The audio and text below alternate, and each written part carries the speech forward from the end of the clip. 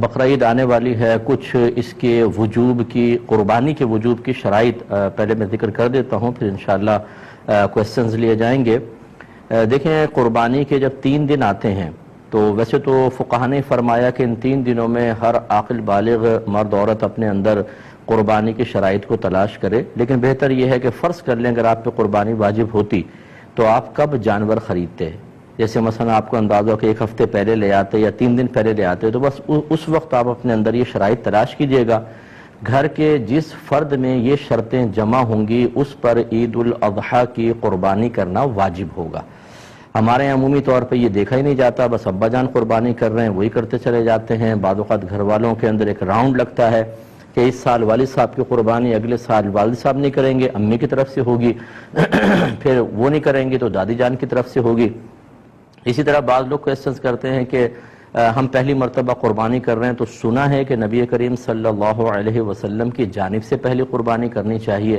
اسی طرح بعض لوگ یہ سمجھتے ہیں کہ پہلے والدین کی طرف سے ہوگی پھر ہم قربانی کرنا شروع کریں گے۔ یہ سب خیالات ٹھیک نہیں ہیں۔ پہلی بات یاد رکھیے گا کہ جس میں قربانی کی شرائط ہیں اس پہ قربانی واجب ہے، اسے تو اپنی طرف سے کرنی ہی ہوگی۔ تو یہ ہو سکتا ہے کہ والدہ میں قربانی کی شرائط جمع ہوں، والد میں نہیں، تو ان پہ قربانی واجب نہیں ہوگی، والدہ پر ہوگی۔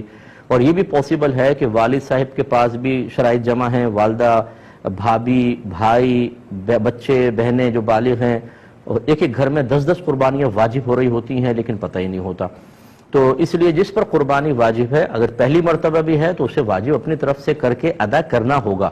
پھر یہ نہیں ہے کہ آپ نبی کریم صلی اللہ علیہ وسلم کی طرف سے کریں، کیونکہ رحمت کونین صلی اللہ علیہ وسلم کی طرف سے کریں گے تو وہ نفلی قربانی ہوگی، تو پھر آپ کا واجب تو رہ جائے گا، آپ گناہگار ہوں گے۔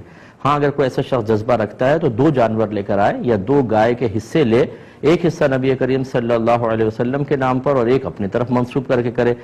لیکن بہرحال جس میں قربانی کی شرائط جمع ہیں اس پہ قربانی واجب ہے۔ اب وہ شرائط کیا ہیں؟ نمبر 1، مسلمان ہونا، کافر پر نہیں ہوتی۔ عاقل اور بالغ ہونا، پاگل، مجنون اور نابالغ بچے پہ قربانی واجب نہیں ہے۔ تیسرا، مقیم ہونا، یعنی انسان مسافر نہ ہو۔ مسافر سے مراد جو شرعی مسافت ہوتی ہے کہ آپ شہر کی حدود سے باہر نکل گئے اور کم از کم 92 کلومیٹرز دور جانے کا ارادہ ہے۔ جیسے شہر کی حدود سے نکلیں گے مسافر ہیں، پھر اس وقت تک آپ مسافر رہیں گے جب تک آپ کسی اور شہر میں جا کر کم از کم 15 دن قیام کی نیت نہ کر لیں، یا پھر وہ آپ کا وطن اصلی ہو۔ وطن اصلی کہتے ہیں جیسے مثال کے طور پہ جہاں پر آپ پیدا ہوئے اور آپ کا آبائی گھر اب بھی وہاں موجود ہے، ماں باپ ہیں یا آبائی گھر موجود ہے، کم از کم وہ آپ کا وطن اصلی ہے۔ جیسے آپ کراچی میں کام کے لیے آئے اور پھر 2 دن کے لیے اپنے وطن اصلی میں چلے گئے قربانی کے ایام میں، تو وہ تو پھر آپ کا وطن اصلی ہے، جیسے آپ پہنچیں گے مقیم ہو جائیں گے۔ اور اسی طریقے سے اگر آپ نے کسی اور جگہ رہائش اختیار کر لی اور وہاں سے نکلنے کا ارادہ نہیں ہے کہ اب میں مستقل یہاں رہوں گا، وہ وطن اصلی ہوتا ہے۔ اور تیسرا، کہیں پر آپ نے شادی کی ہو اور آپ کی زوجہ وہاں پر ہوتی ہوں، موجود ہیں، تو پھر آپ جیسے دوسرے سٹی میں چلے گئے، جیسے ہی اپنے اس شہر میں آئیں گے جہاں آپ نے شادی کی ہے اور زوجہ بھی ادھر ہونی چاہیے اس شہر میں، تو آپ مقیم خود بخود ہو جائیں گے، چاہے 2 دن کے لیے گئے ہوں۔ لیکن اس کے علاوہ اگر کوئی ہے، ان تینوں چیزوں کے علاوہ، تو کم از کم 15 دن کی نیت کریں گے تو مقیم ہوں گے، ورنہ مسافر رہیں گے۔ تو مسافر پہ قربانی واجب نہیں ہوتی ہے، مقیم پر واجب ہوتی ہے۔ اور چوتھا، یہ اچھی طرح ذہن میں رکھیے گا کہ قربانی کے 3 دنوں میں اگر آپ کے پاس اتنا مال ہے کہ جس کی مالیت 52.5 تولہ چاندی تک پہنچ جائے اور وہ آپ کی ضرورت سے یا حاجت اصلیہ سے زائد بھی ہو، تو آپ پہ قربانی واجب ہوگی، یعنی یہ قربانی کا نصاب ہے۔ بس اتنا اگر اماؤنٹ آپ کے پاس ہے اور آپ کی ضروریات زندگی سے زائد ہونا چاہیے۔ ضروریات زندگی میں کون سا ہوگا؟ جیسے اگر فرض کر لیں آپ کو سیلری ملی تو راشن لینا ہے، بچوں کی فی پے کرنی ہے، اور چیزیں ہیں، یا گھر کے جو ضروریات زندگی کا سامان ہوتا ہے، جیسے آپ کے کپڑے ہیں، آپ کے جوتے، اور اگر آپ نے اے سی لگایا ہوا ہے وہ بھی حاجت اصلیہ میں آتا ہے، آپ کا فریج، واشنگ مشین، برتن وغیرہ، یہ سب حاجات اصلیہ میں آتے ہیں۔ اسی طرح آپ کا ذاتی مکان، یہ حاجت اصلیہ میں ہے۔ اس سے فالتو کوئی بھی سامان ہو کہ جو آپ نے جو آپ کی ضروریات زندگی سے زائد ہے یا پھر سونا چاندی کی شکل میں ہے، تو وہ اس پہ قربانی واجب ہوگی۔ لہذا اب آپ کو دیکھنا یہ ہوگا، مثال کے طور پہ اگر کسی بہن کے پاس 1 تولہ سونا ہے تو یقیناً 52.5 تولہ چاندی تک اس کی قیمت پہنچتی ہے، تو ان پر قربانی واجب ہوگی۔ یہ زکوٰۃ کے نصاب کو نہ دیکھیے گا، اس میں یہی لکھا ہے کہ اگر کسی کے پاس بھی کسی بھی قسم کا مال ایسا ہو جو حاجت اصلیہ سے زائد ہو اور اس کی مالیت 52.5 تولہ چاندی تک پہنچ جائے تو اس شخص پہ قربانی واجب ہے۔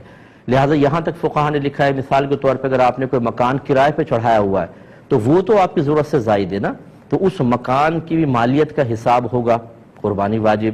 اسی طریقے سے اگر آپ کا ذاتی مکان آپ رہ رہے ہیں، اس میں 6 کمرے ہیں، 4 یوز ہوتے ہیں، 2 کمرے بالکل بند پڑے ہوئے ہیں، ان 2 کمروں کی قیمت کا بھی حساب کیا جاتا ہے۔ اسی طرح آپ کے وہ کپڑے جو آپ پہنتے نہیں ہیں، چھوڑ دیے، جیسے بہنوں کے شادی کے ہوتے ہیں، ایک سوٹ صرف شادی کے ٹائم میں پہنا جاتا ہے، پھر ایسے فالتو پڑا ہوا ہے، اس کی قیمت کا بھی اعتبار ہوگا، یعنی جو بھی حاجت اصلیہ سے زائد۔ اسی طریقے سے اگر آپ نے BC بھری ہوئی ہے اور ابھی آپ کی نکلی نہیں تو سمجھ لیں وہ آپ کا قرضہ آپ نے دیا ہوا ہے، اس کی مالیت کا بھی حساب ہوگا۔ اسی طرح کسی کو قرض دیا ہوا ہے آپ نے، اس کی مالیت کا بھی حساب ہے۔ تو خلاصہ کلام یہ ہے کہ قربانی کے دن جب قریب آ جائیں تو آپ یوں کریں، جتنا آپ کا سونا ہے اس کی قیمت نکلوا لیں، چاندی کی قیمت نکلوائیں، جتنا کیش روپیہ پڑا ہے وہ بھی، پرائز بانڈ ہوں، شیئرز ہوں، سیونگ سرٹیفکیٹس آپ نے لے کے رکھے ہیں، ان سب کی قیمت اس میں ایڈ کر لیں۔ اس کے علاوہ آپ نے اگر BC دی ہے اور ابھی نکلی نہیں، وہ آپ کا قرض ہے سمجھ لیں، اسے بھی ایڈ کریں۔ کسی کو ویسی قرض دیا ہوا ہے وہ بھی اس میں ایڈ کر لیں اور اس کا ٹوٹل نکال لیں۔ ٹوٹل نکالنے کے بعد پھر آپ یہ ضرور دیکھیے گا کہ کیا اس میں سے کچھ ایسا پیسہ ہے جو مجھے فوری طور پہ گھر میں خرچ کرنا ہو، یا پورے مہینے میں جیسے بجٹ کا ہوتا ہے آپ یوٹیلیٹی بلز کے لیے اور راشن وغیرہ کے لیے رکھتے ہیں، اسے اس میں سے مائنس کر دیں۔ اس کے علاوہ ہر وہ قرضہ جو اس منتھ میں آپ کو فوری طور پہ ادا کرنا ہے، جیسے کوئی انسٹالمنٹ دینی ہے آپ نے، یا کسی کا قرضہ لیا ہوا اور وہ کبھی بھی مطالبہ کر سکتا ہے، ایسا کوئی قرضہ جس کی کوئی میعاد وغیرہ مقرر نہ ہو، اس سب کو بھی اس میں سے مائنس کر دیں۔ اب جو باقی بچے دیکھیں، اگر وہ 52.5 تولہ چاندی کے برابر پہنچ جاتا ہے تو بس پھر ٹھیک ہے، آپ پہ قربانی واجب ہے، ورنہ نہیں ہے۔ سوری۔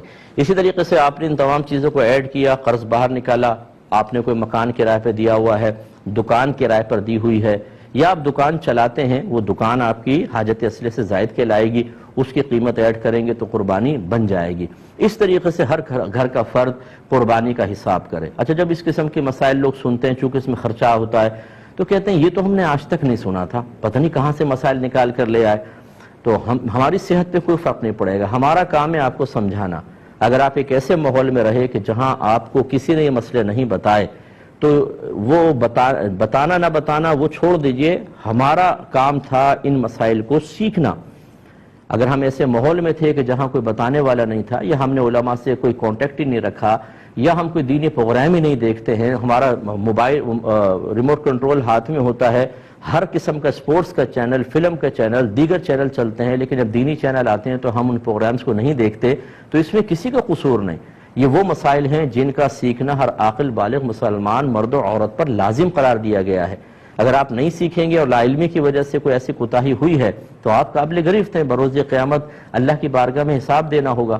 تو مجھے تو ایسے ایسے لوگ ملے ہیں کہ جب اس قسم کے اپنے مسائل بیان کیے تو وہ سر پکڑ کے بیٹھ گئے کہ مفتی صاحب ہم پہ تو اس کا مطلب ہے 20 سال سے قربانی بن رہی تھی، ہمیں تو پتہ ہی نہیں تھا۔ تو بھئی نہیں پتہ تھا تو کریں۔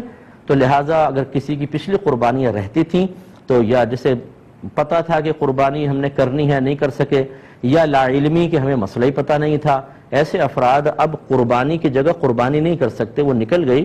اب ایک قربانی کی قیمت صدقہ کر دیں، یا تو بکری کی قیمت کر دیں بکرے کی، اور یا پھر ایک کم از کم ایک گائے کا حصہ جو معتدل قسم کا ہو، یوں نہیں کہ 4-5 ہزار آپ نے خرچ کر دیے، 4-5 ہزار میں 7 چوک 28 ہزار کی گائے کیسی آئے گی؟ 7 حصے ہو سکتے ہیں تو کیسی گائے آئے گی؟